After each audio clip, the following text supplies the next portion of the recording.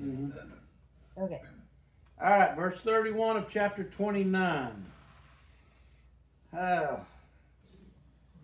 We kind of left off there, but I'm going to pick up at that same spot tonight just so the rest of what we're looking at is in context. Now,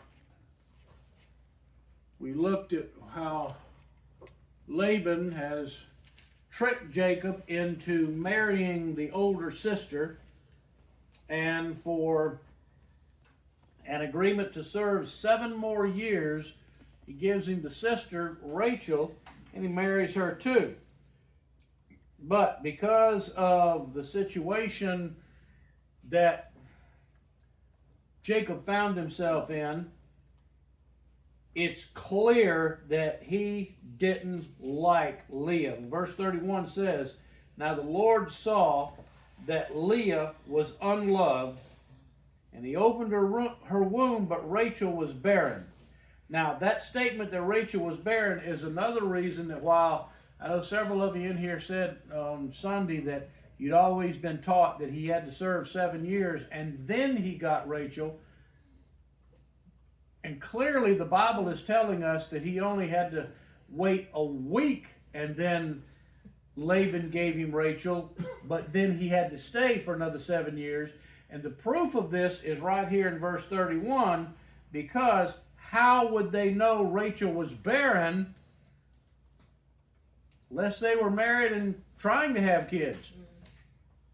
Otherwise, we wouldn't know, not unless God himself told us. So Rachel's barren. Verse 32 says, "And Leah conceived and bore a son and named him Reuben, for she said, because the Lord has seen my affliction, surely now my husband will love me."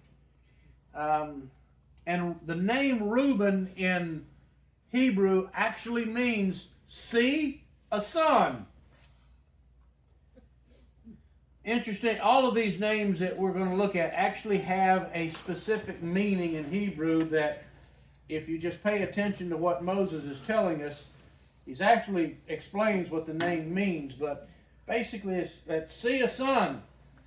Now, Leah figures at this point that surely my husband is going to love me now that I've presented him with a son, but we see that it didn't change his opinion. Leah is also faithful to the Lord in understanding that it was him who gave her the son. Mm-hmm. Another part of that too is how many times have we seen people say that, well, that all of Abraham's extended family were pagan worshipers and they didn't know God. Well, again, not to say that there weren't some problems, because as we will see later on when Jacob escapes, Rachel steals the household idols. But the fact is, they did know the true God. They may have had some strange ideas as to how many gods there were, but as you just mentioned, who does Leah give credit for having gotten a son? God. And she doesn't just say the Lord generically, because, again, if you're looking at your the text here, how is Lord written out? Yeah. All capital letter. You know, it really, I find it annoying from a translators and theologians perspective here that even in modern English, they still have this Jewish habit of refusing to translate the name of God. But that's what, of course, all the capital letters mean. Now, it says, verse 33, "Then she conceived again and bore a son, and said, because the Lord has heard that I am unloved, he has therefore given me this son also." So she named him Simeon, which Simeon is a form. It's not exactly the same, but it is a form of the Hebrew word to hear. Now, we know it's not the word listen, because What was the name that we got from God Listens? Was that, Ishmael? Ishmael, yeah. Ishmael was the God who hears, or the God who listens. Bruce gets 2 extra credit Yeah. points. Simeon, on the other hand, is a form of the Hebrew word just to hear.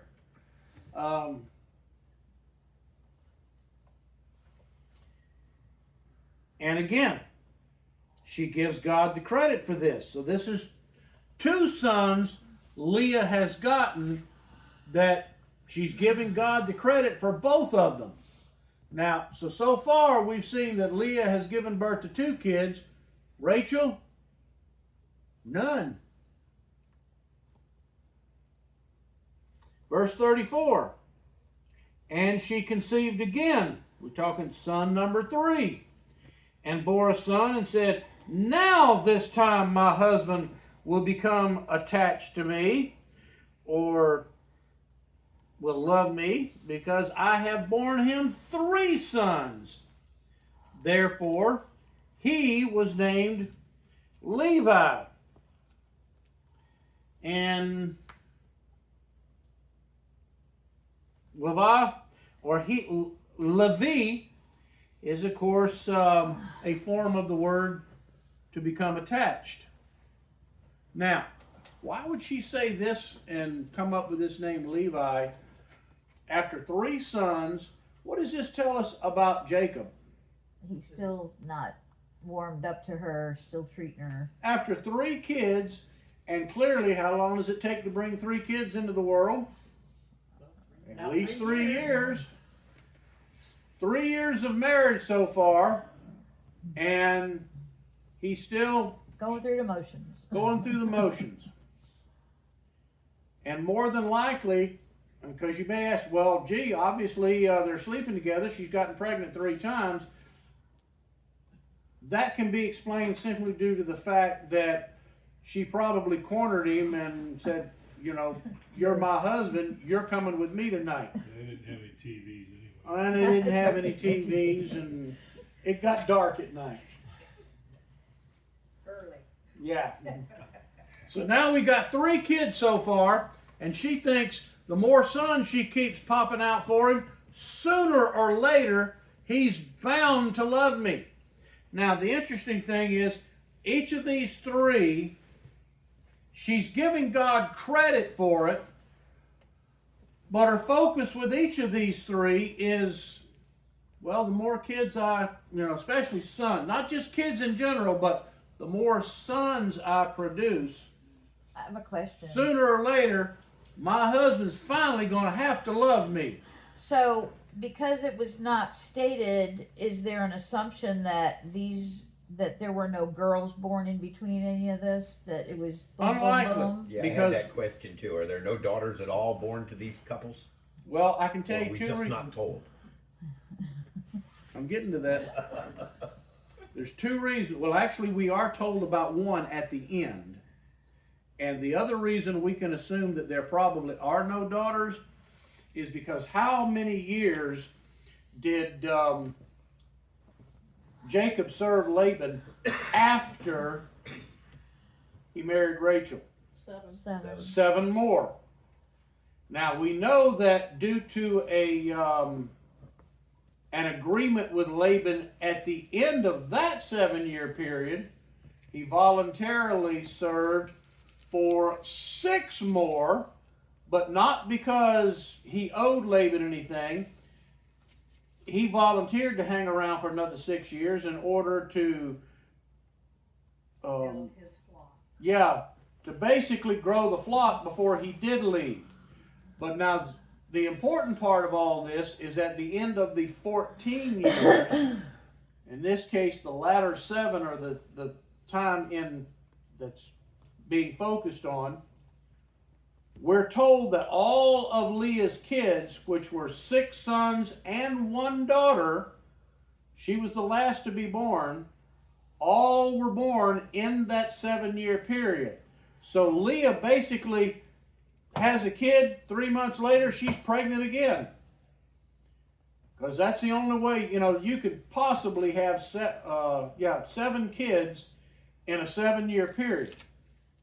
But that in itself proves that the one daughter that's mentioned at the end is the only daughter they could have had because, well, they didn't have time for any more. But anyway, what we're fixing to see, though, is after finally son number 4,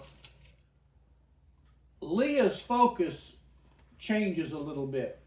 In these first 3, she keeps having kids, hoping that the more kids I produce, or specifically the more sons I produce, Jacob's got to love me eventually.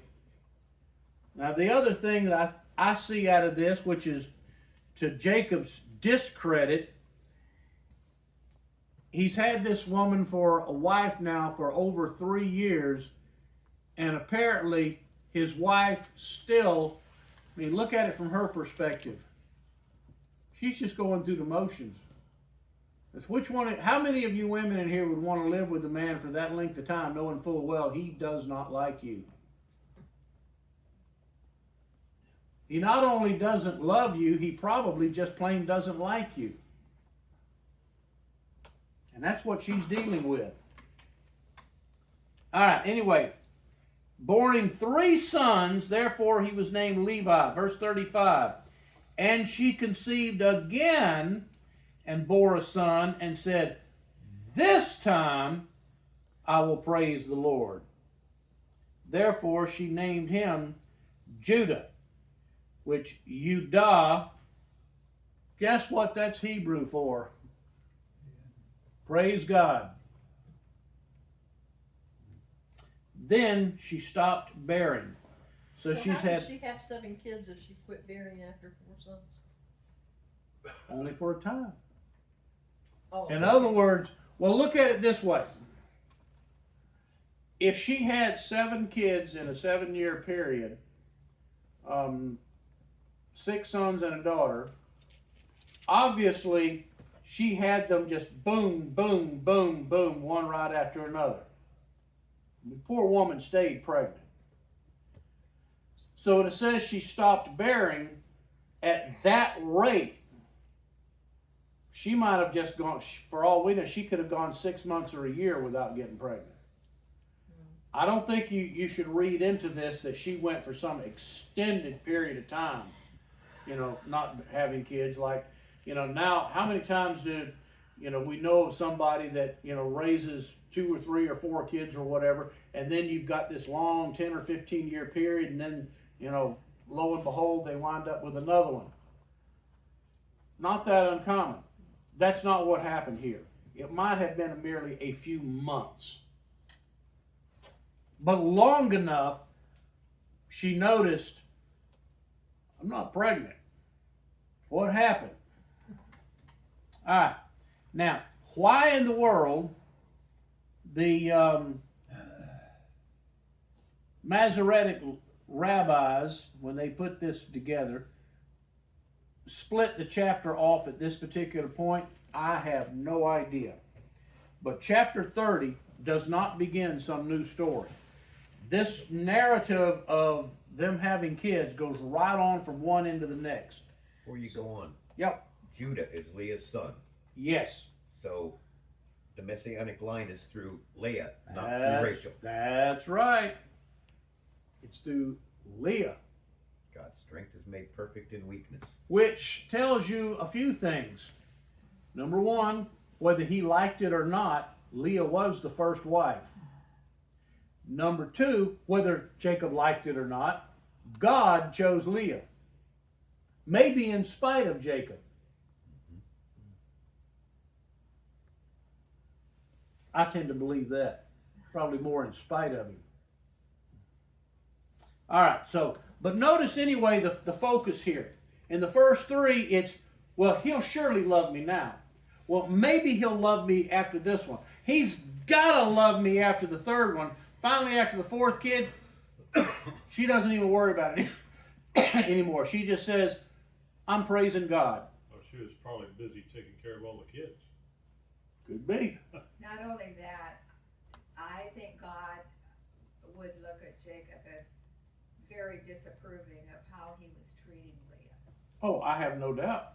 So, And I think that's part of what has gone on here is this whole episode, and the reason we're giving so much detail about it is not just to describe the beginning of the patriarchs of Israel, but to show how God, in spite of Jacob's stupidity, changed him. Basically forced him to change. But I also find it rather interesting that even though Reuben is the firstborn, and then you've got two others after that, the chosen son is the one that Leah finally changes her focus and says, to heck with Jacob, I'm praising God. Did you catch that one? yeah. She's no longer focused on her husband, and instead now it's praise the Lord.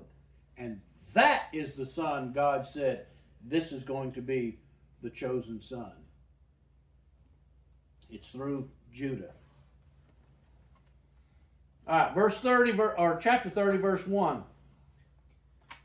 Now, when Rachel saw that she bore Jacob no children, now notice at this point it's been at least about 4 years of marriage.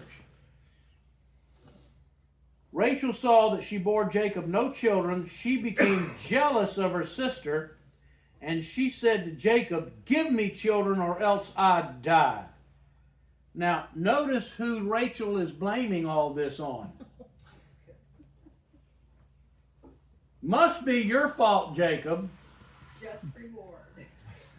Now, you would think at this point even comes... Now, granted, they knew nothing about genetics. I mean, let's face it. As far as the human genome and what... I mean, they knew how women got pregnant. They weren't that stupid. But as far as, just DNA and genetics and things of that sort, they didn't have a clue about any of that stuff. But you would think at this point she'd at least have enough common sense to realize so far her husband has fathered 4 kids, all through her sister. And she knows that for some reason I haven't gotten pregnant, which tells us they've got a relationship going because, well, of course, she is the favorite wife. But she's still blaming Jacob for not having any kids. You would think she'd be looking at herself in the mirror and realize, I'm the common denominator. Jacob's got kids. I'm the one who doesn't have any kids.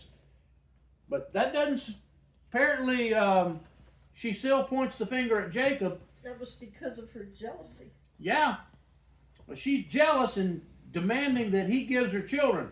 Well, I think at this point, Jacob realizes that, he's being unjustifiably, castigated here because verse 2, it says, then Jacob's anger burned against Rachel. Now, for the Hebrew to describe it in that manner, doesn't just say Jacob became angry, his anger burned. What does that tell you? Jacob got rip-roaring mad over this. I would say he's frustrated. It's not like Yeah. it's his fault. Jacob's anger burned against Rachel. He said, am I in the place of God who has withheld from you the fruit of the womb? Now, what does this tell you is happening within Jacob? He understands what's going on. He's beginning to realize himself that even though he's made bargains with God before, this is the first time we see that Jacob is actually pointing the finger at God and realizing that God's the one in control, not me.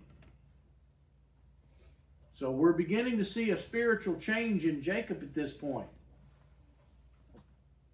Verse 3 says, and she said, where have we heard this concept before? Really. Yeah. Here is my maid Bilhah.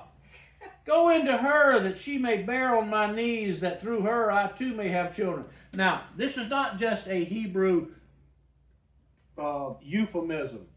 It is believed at this point that this was to be taken literally. That when a maid was given to a husband as a you know, depending on the context, sometimes as a concubine, sometimes as another wife. And of course, we know from Sarah, not Sarah. now I've forgotten Sarah. Ishmael's mom, Sarai. Ishmael's No, mom it would was be Hagar. Hagar. Hagar. Hagar. There you go, Hagar. Thank you. We know from Hagar, even though she was the maid / servant of Sarai, Sarai gave her as a wife, not a concubine, although she apparently was considered sort of a second-class wife. That is the same situation here. Bilhah was not just a concubine. She was given to Jacob as a third wife, although not on the same level of privilege as the two sisters. Boy, these women are trying to keep him busy. Yeah, boy. Would there not have been a history at this point published, or passed down that would have given them the story about how things got screwed up before? Oh, they would have known about Abraham, and I have no doubt they knew all about that. But she makes the same mistake. They figure, well, Okay. let's try this. But anyway, back to this issue of bearing a child on my knees. It is believed that when a secondary wife or concubine gave birth, that the child legally belonged to the slave owner, in this case, Rachel. And that during the birth process, if they had a midwife, the primary wife / slave owner would still be present, or the slave owner would actually serve as a midwife, and when the baby was born, she would literally put it on her knees and hold the child in her lap as a sign that this, even though no matter who gave birth to it, it was an indication that I own this baby. This is my baby. And so anytime you see that, they're giving birth on their knees, that's, again, not just a euphemism. That was a practice that they actually did to have a child and hold the child in their lap to signify ownership.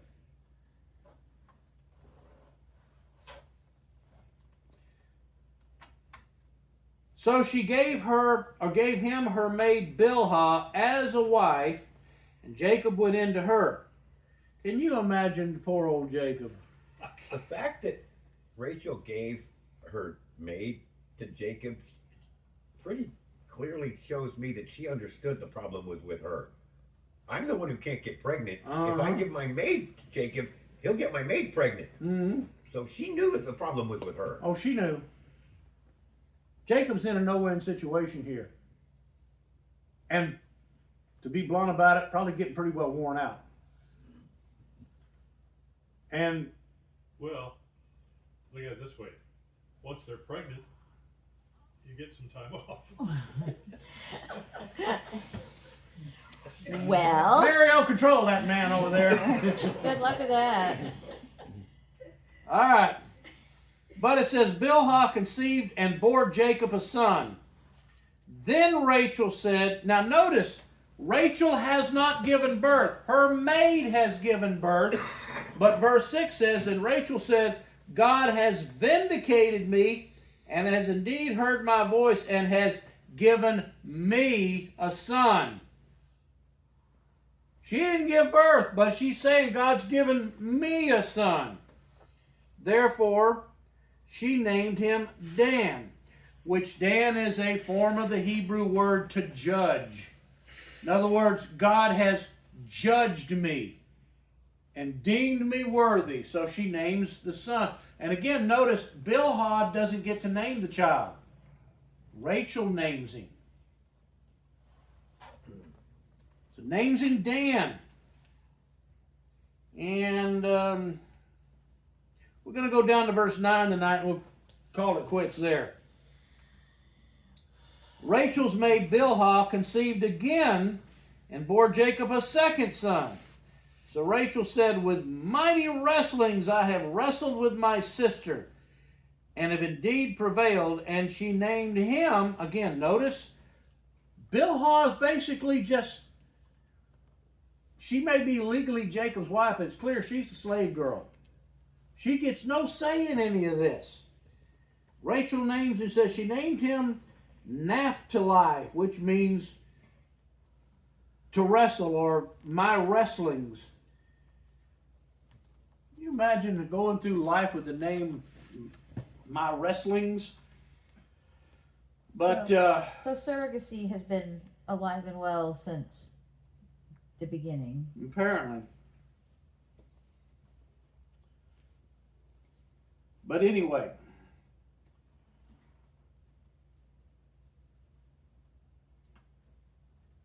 I think the issue in all this, Jacob only wanted one wife. He gets tricked into two. Then, because the two sisters can't get along, we haven't gotten that far tonight, but by the time we get through all this, Jacob gets two more wives out of the deal. All because they're fighting over who's going to have kids.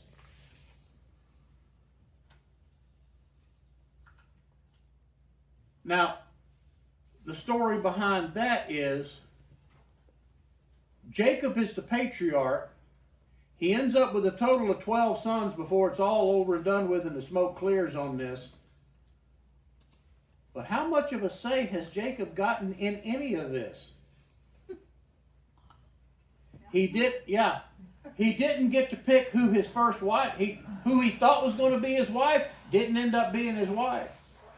He had to bargain to get the one he wanted to be his wife the second time around. Then, because she can't have any kids, he ends up with a third wife. And then what we will see as we continue on the rest of this chapter on Sunday, Leah then gets jealous of Rachel, gives him her maid, so he winds up with 4 wives. Yay. And it's like, out of all of this, Jacob has yet to put his foot down. I mean, he's just basically shrugging his shoulders and just whatever. Doing his husbandly duty. Doing his husbandly duty.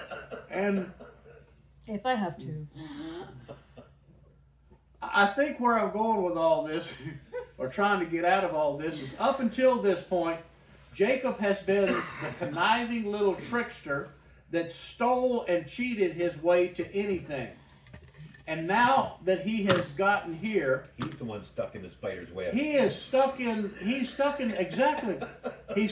middle of this, has no say in anything, and everywhere he turns, all his life's decisions are being made for him.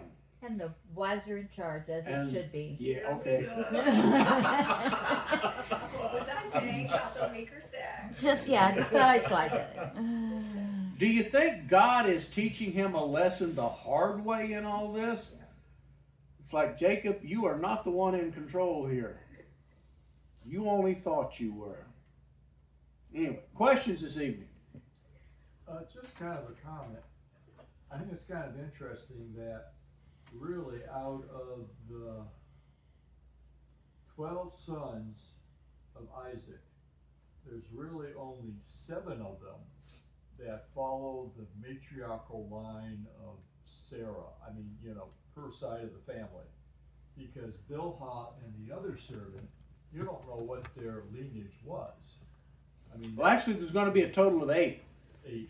Yeah. Let's see, okay. Because Benjamin actually is the only one out of the 12 that was not born there. Benjamin is the only one born in in Canaan later. Okay, but we also have Joseph, who is from Rachel, right? Yep. Yeah. So who's the other one from, or does, Leah ultimately has 6 sons. okay, yeah, 6. Oh yeah, it's 8, that's right.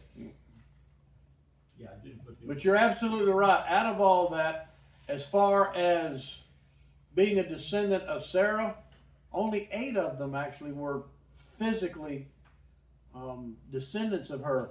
The other 4 were legal descendants, but not genetic descendants Sons of the maids. because of that. And the Messianic line came through Sarah's line. Yep, And through Leah. through And Leah. Leah, Sarah, Leah, Mm. that side of the family. Sarah, Leah, and Hostess Cakes. Now, That's where that came from. you better quit while you're behind. Yeah, on that note, let's wrap this up. Oh, you